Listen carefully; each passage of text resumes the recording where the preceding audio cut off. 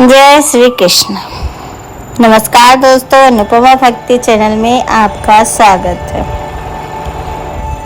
कृष्ण और सत्यभामा के बारे में आज हम बात करेंगे। आपने सुना होगा या जाना होगा कि सत्यभामा कृष्ण को पाने के लिए हर संभव प्रयास करती है और कृष्ण को भी सत्यभामा अति प्रिय थी। 8 रानियां थी जो कृष्ण के महारानी कहलाती थी। उन्हीं में से सत्यभामा भी थी। सत्यभामा देवी भूमि की परिपूर्ण अवतार है, जबकि कृष्ण भगवान विष्णु के अवतार है। अतः उनकी लीला के अनुसार उनका विवाह कर दिया जाता है। एक बार भगवान कृष्ण के बारे में सचित्रजीत महाराज को यह गलतफहमी हो गई कि श्री कृष्ण ने सूर्यदेव द्वारा दी गई मणि चुरा ली और उसके बाद खुद को निर्दोष साबित करने के लिए कृष्ण ने उसे अपने भक्त जाम्बवान से प्राप्त किया। उसके बाद उन्होंने खुद को निर्दोष साबित किया और सत्यजीत महाराज को इसे वापस कर दिया। वे भगवान कृष्ण से प्रसन्न हुए और उन्होंने अपनी संतान सत्यभामा को कृष्ण को दे दिया। उन्होंने सत्यभामा देवी का विवाह कृष्ण के साथ कर दिया था। सत्यभामा देवी का जन्म नरकासुर को मारने के लिए हुआ था। इसलिए जब कृष्ण ने नरकासुर के विरुद्ध युद्ध किया तो वे सत्यभामा देवी को अपने साथ ले गए। भगवान कृष्ण जानते थे कि भगवान नारायण के रूप में उन्होंने भूदेवी को वरदान दिया था कि नरकासुर का वध उनकी माँ भूदेवी के द्वारा ही होगा। और जब भूदेवी सत्यभामा देवी का भगवान हरि पर शुद्ध प्रेम था, उन्हें नरकासुर का वध कर दिया। तो इस प्रकार यह न केवल सत्यभामा देवी के कृष्ण से विवाह का कारण बना, बल्कि यह भी श्री कृष्ण के साथ 16,100 रानियों के विवाह का कारण भी बना। कृष्ण की कई पत्नियां थी, 16,100 पत्नियां, और सभी को समान रूप से प्रेम करना था उनको। लेकिन उनकी 8 विशेष पत्नियां थी, रुक्मणी, सत्यभामा, कालिंदी, जाम्बवती, नागनजीत, मित्रविदा, भद्र। ये 8 उनकी पटरानियां थी, विशेष पत्नी मानी जाती थी। ऐसा मान्यता था कि ये 8 लोक कथाओं के अनुसार सभी कोई न कोई देवी के अवतार थे, जैसे रुक्मणी माँ लक्ष्मी के, सत्यभामा भूदेवी की, कालिंदी यमुना की। और अगर आप उनकी 16,100 की कहानी जानना चाहते हैं तो इसके लिए थोड़ा सा इंतजार कीजिए, हम आगे उनके बारे में बताएंगे। आज हम सत्यभामा की बात कर रहे हैं। श्री कृष्ण गोविंद हरे मुरारी, हे नाथी नारायण वासुदेवा। कहते हैं कि श्री कृष्ण सत्यभामा देवी से प्रेम करते थे। इसके पहले कि हम यह जानते हैं कि कृष्ण श्री सत्यभामा देवी से कितना प्रेम करते हैं, पहले यह जाने कि सत्यभामा देवी कौन है। सबसे दुखद बात यह है ना कि धारावाहिक, सीरियल या कई कहानियों में उन्हें बार बार एक ईर्ष्यालु महिला के रूप में गलत तरीके से प्रस्तुत किया गया है। पद्म पुराण उत्तरकांड अध्याय 88, सत्यभामा लक्ष्मी कृष्ण नारायण के शरीर का आधा हिस्सा है। श्री सत्यभामा और श्री कृष्ण में कोई अंतर नहीं है।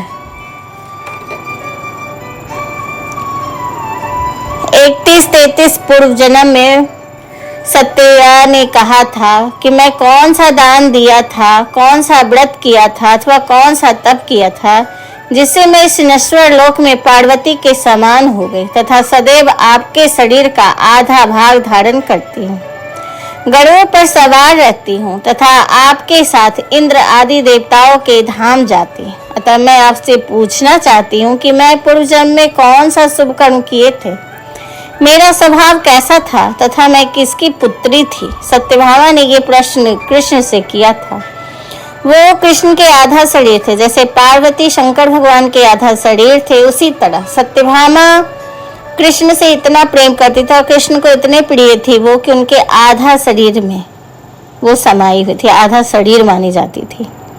पद्म पुराण उत्तरकांड श्री कृष्ण सत्यभामा को अपना जीवन कहते हैं। उसके लिए इंद्र से भी युद्ध किए थे। उन्होंने सत्यभामा से कहा, तुम मेरे प्राणों के समान हो, तुम्हारे लिए मैंने अपने अन्य देवता सहित देवराज इंद्र से भी झगड़ा किया था। हे प्रिय सुनो, तुम जो कुछ भी मांगोगी, चाहे वो छोटा हो या बड़ा हो, चाहे वो आसानी से दिया जाए या मुश्किल से, लेकिन मैं तुम्हें दूंगा। प्रिय, मैं तुम्हारे द्वारा पूछे गए प्रश्न कैसे बताऊं? जो कुछ तुम्हारे मन में हुआ सब पूछो, मैं उसका उत्तर दूंगा। महाभारत विष्णु पर्व में श्री कृष्ण स्वयं को भी सत्यभामा का सेवक और उपासक कहते हैं। वे सदैव श्री सत्यभामा का चिंतन करते हैं। आरती से है दिव्य सुंदरी, मैं संसार में आपकी दासी के रूप में प्रसिद्ध हूँ। फिर है परम सुंदरी, आप मुझे पहले भी इस तरह आज्ञा क्यों नहीं देती? सुंदरी रानी, मैं ऐसा कौन सा कार्य किया जो तुम्हें अप्रिय है, जिसके लिए प्रिय तुम्हें स्वयं को इतना कष्ट दिया?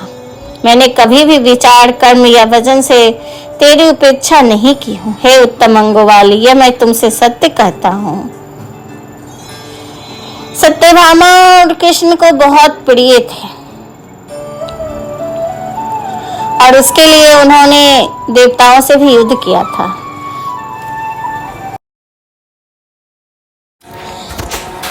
नरकासुर का वध करने के लिए सत्यभामा ने जन्म लिया था। भूदेवी सत्यभामा के रूप में जन्म ली थी। कहते हैं कि नरक चतुर्दशी के दिन श्री कृष्ण ने अपनी पत्नी सत्यभामा के साथ मिलकर नरकासुर यानी भौमासुर का वध कर दिया था, जिसकी याद में नरक चतुर्दशी का पर्व मनाया जाता है। आखिर उन्होंने क्यों लड़ा था?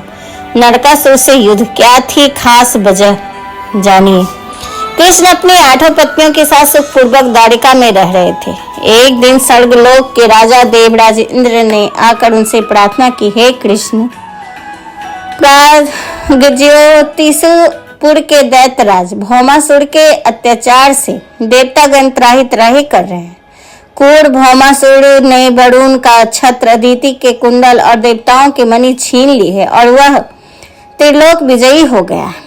इंद्र ने कहा, भीमासुर ने पृथ्वी के कई राजाओं और आजन्मों की अति सुंदरी कन्याओं का हरण कर उन्हें अपने यहाँ बंदी गृह में डाल रखा है। कृपा आप हमें बचाइए प्रभु।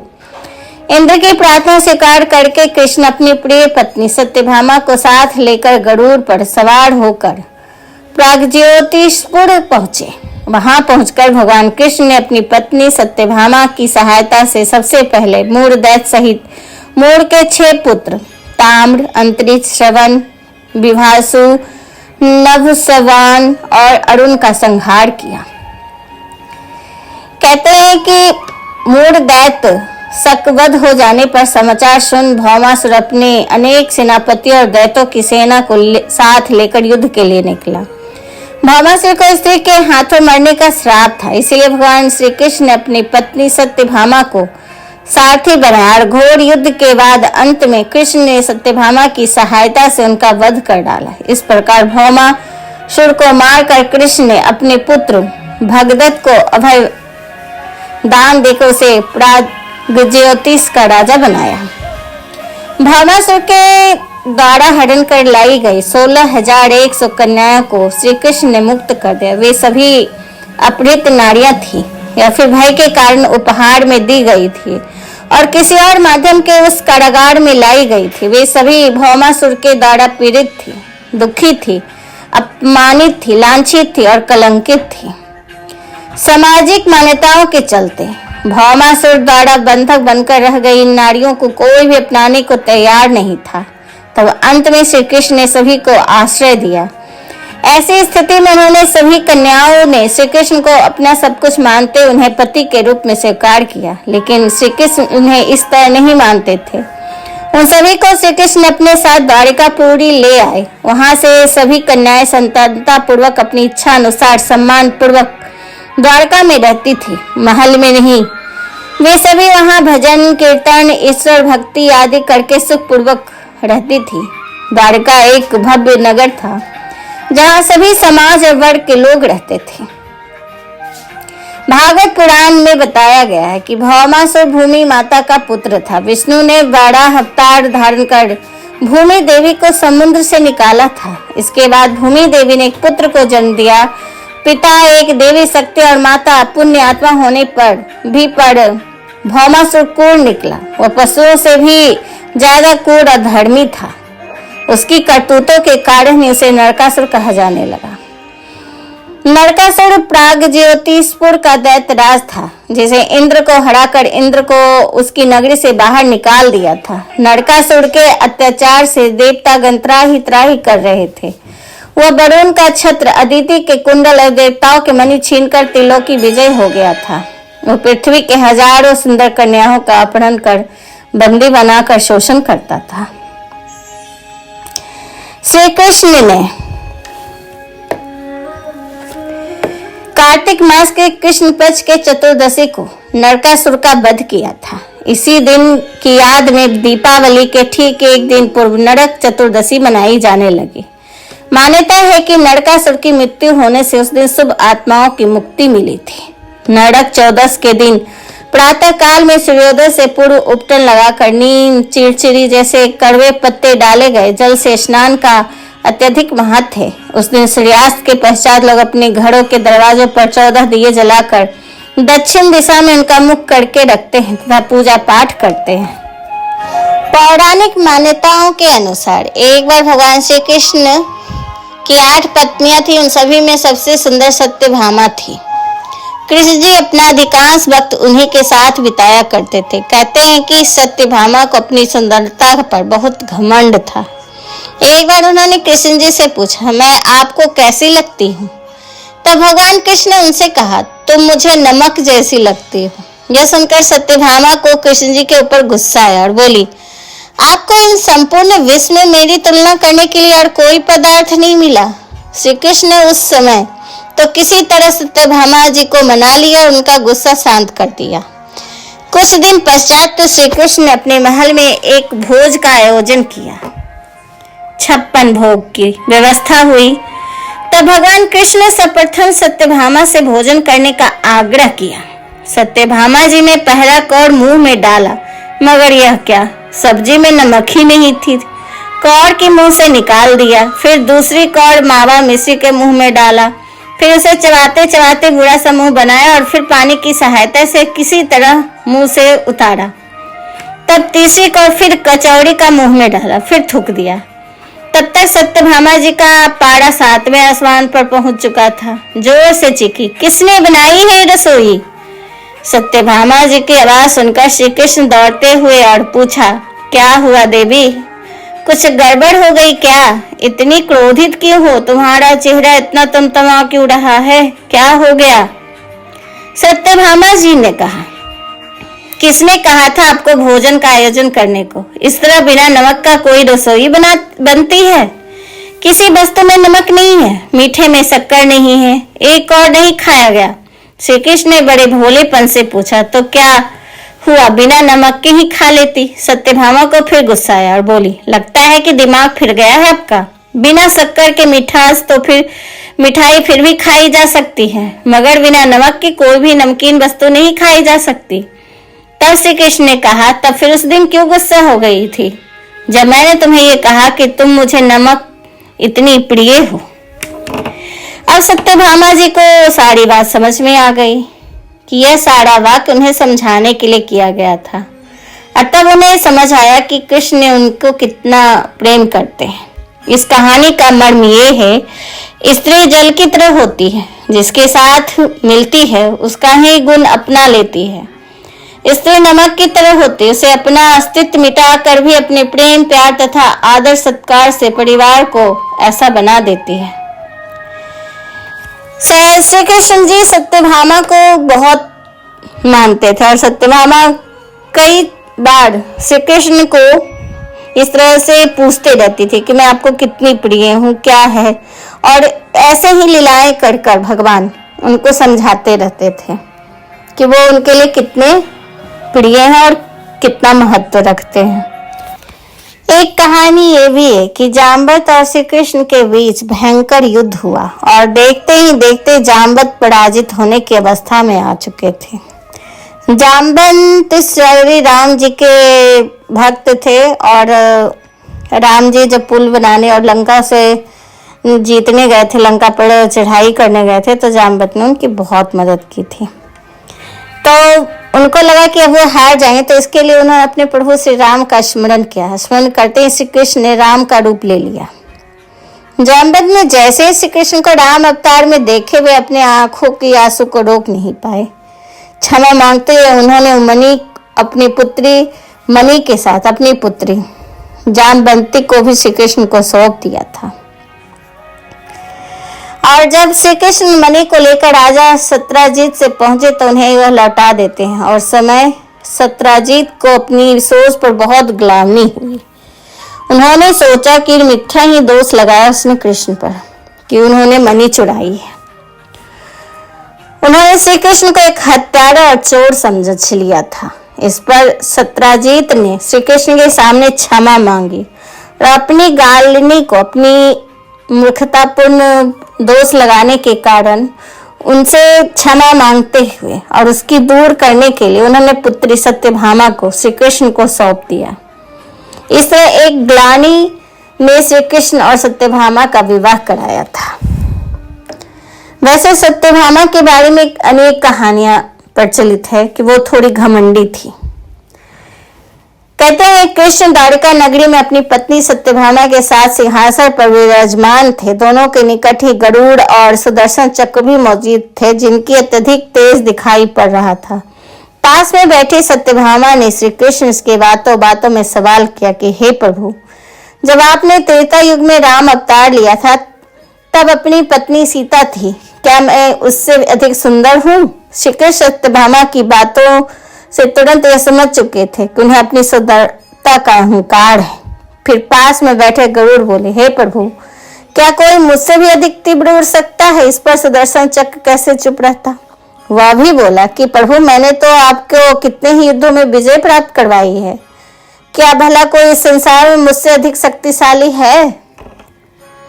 श्री कृष्ण स्वयं को ईश्वर थे। उन्हें यह भाव पाने में तनिक भी देर ना लगे कि इन तीनों को खुद पर अहंकार हो गया है, और अहंकार जो करता उसका पतन तो होता ही है। और भगवान सबका अहंकार तोड़ते हैं, इसलिए अपनी शक्तियों पर, अपने पैसों पर किसी को अहंकार नहीं चढ़ना चाहिए। जब कृष्ण को तीनों का अहंकार तोड़ना था, श्री कृष्ण ने गरुड़ से कहा कि तुम हनुमान के पास जाओ, उनसे कहना कि उनके प्रभु श्री राम और माता सीता तुम्हारी प्रतीक्षा में राह तक रही है। उसके बाद श्री कृष्ण ने सत्यभामा को माता सीता के रूप में तैयार रहने को कहा और स्वयं उन्हें राम अवतार ले लिया। श्री कृष्ण ने सुदर्शन चक्र से मुख्य द्वार पर पहरा देने को कहा। मेरी आज्ञा के बिना कोई महल में प्रवेश नहीं कर पाए। गरुड़ ने जाकर हनुमान जी का संदेश पहुंचाया, फिर अपने साथ चलने को कहा, पर हनुमान जी ने कहा कि तुम आगे चलो, मैं वहां पहुंचता हूँ। गरुड़ इस समय सोच रहा था कि वे वृद्ध वानर जाने कब तक वहां पहुंचेगा। पर जब गरुड़ द्वारका में पहुंचे तो देखते हैं कि हनुमान जी उनसे पहले ही द्वारका पहुंचकर वहां प्रभु श्री राम के चरणों में बैठे हैं। इस पर गरुड़ को बहुत लज्जा महसूस हुई। हनुमान जी ने श्री राम से पूछा कि तुम महल में प्रवेश कैसे कर आए? क्या मुख्य द्वार पर तुम्हें किसी अंदर से आने के लिए रोका नहीं? इस पर हनुमान जी ने अपने मुंह से सुदर्शन चक्र को निकाल कर कहते हैं कि मुझे अंदर आते समय सुदर्शन चक्र ने रोका था, परंतु मैं इसे अपने मुख पर रख लिया, मुझे इसके लिए क्षमा करें।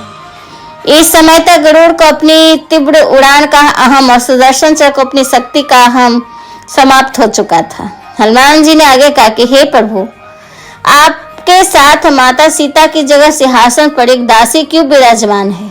हनुमान के मुख से इस तरह के वचन सुन रानी सत्यभामा का घमंड जैसे चूर चूर हो गया। हनुमान ने जब उन्हें सीता माता न समझकर दासी कहा तो सुंदरता पर सत्यभामा का घमंड जो था वो खत्म हो चुका था। उसके बाद तीनों प्रभु की लीला समझ गए और प्रभु के चरणों में झुक गए। तो दोस्तों, इस कहानी से हमें यही शिक्षा मिलती है कि हमें किसी चीज पे अहंकार नहीं करना चाहिए, और दुनिया में सबसे शक्तिशाली हनुमान जी है। अभी 2025 चल रहा है और ये महीना भी सितंबर यानी 9 चल रहा है। 9 मंगल ग्रह का अंक है, तो थोड़ा सा ये महीना कष्ट भरा रहेगा सबका। जो वाहन चलाते हैं, जो इलेक्ट्रॉनिक सामान घर में है, वो बार बार बिगड़ेगा, संभलेगा, उसको बनवाइएगा, फिर टूटेगा। थोड़ी सी है ये महीना थोड़ा, तो थोड़ा सा हनुमान जी को ध्यान में रखिएगा। जब भी हो थोड़ा बहुत ज़्यादा हनुमान जी की पूजा करिएगा।